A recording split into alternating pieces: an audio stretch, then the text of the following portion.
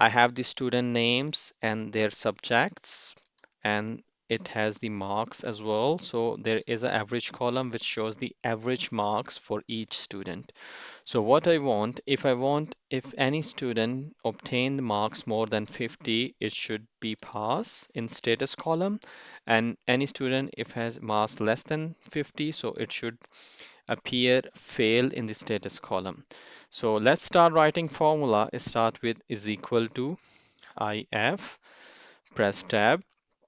First one is logical test. What's the logical test? Logical test is this average marks should be greater than this 50. Click on this cell and it will pick the cell reference. I always recommend to create a link instead of manually typing within the formula. So then fix with the F4, comma. Next one is value true. If the average marks are more than 50, then what should be the result? Result should be from this cell. Again, F4 to fix it, comma. And if the marks are less than 50, then it should show fail, close of bracket. My formula is complete. Again, so I need to fix this value as well, F4. So formula will look if average marks are greater than 50, then what's the true value? True value is from this cell and false value is from this cell.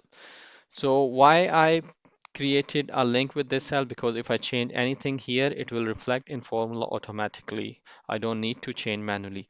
So press enter and it's showing pass because average marks are more than 50.